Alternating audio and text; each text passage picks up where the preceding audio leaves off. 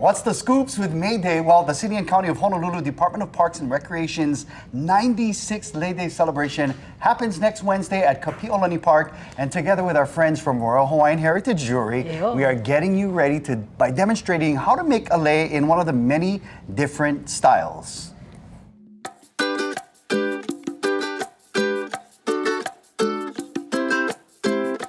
And joining us on the couch from Na'alima Mele Hulu No'eau, third-generation maker and teacher of Na'amea Hulu, Mele Kahalepuna-Chun. Aloha, Hi, Tita. sister. Aloha. Thank you for joining us. Good to see you, Tita. You know, the last time we saw you, we was at Mary Monarch, yeah? Yes. Yeah, and it's the only time I get to see you, so we're so happy you're here with us. So, you know, we are loving the different styles of leis all week long. Tell us about the feature Lei Hulu style that you're going to be demonstrating today, and what that is.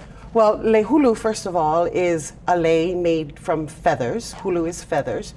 And because of what has gone on in time, we cannot use our native bird feathers. Yeah. So we use whatever we can get our hands on. So we, get on the phone and we call America and we order feathers. We're Hawaiians, we adapt. That's what we do, right? Exactly. People say, oh, our kupuna wouldn't do that. I say, if our kupuna had, they would do. Yes. So, for sure. Anyhow, so so many different styles that we make, to wear on the neck, to wear on the po'o, to wear on a papale. I love that. Or to wear on your apolima, like an apolima, or however.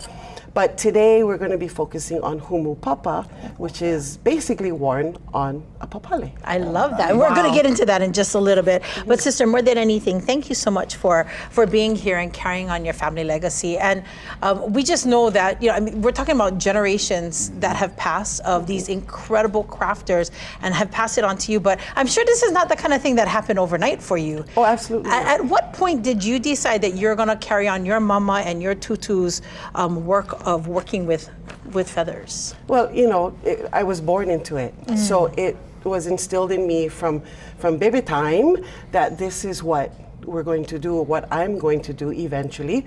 And so I just knew, but I didn't grasp onto it and own it really until my mama got ill and had made a decision not to have treatment.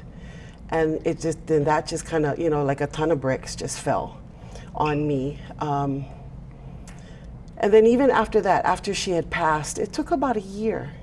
Because, growing up with it, you're forced to do it. I don't want to do it. I mean, my first lei I made when I was 5 years old. Tutu said, sit down over here and you're going to do this. And I said, no, I like go outside. But, so it took a while, but I'm at the point, or I had reached the point about a year after Mom passed, that I could say, you know what, I love this.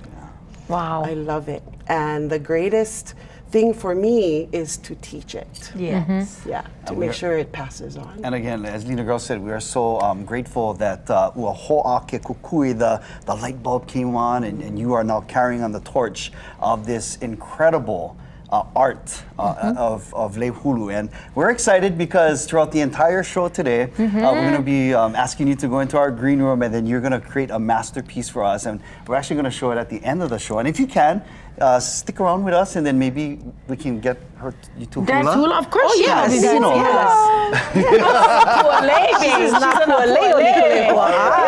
Right on, Mele. Thank you so much. And we'll send you out to our green room and do that. For right now, though, we are going to send things over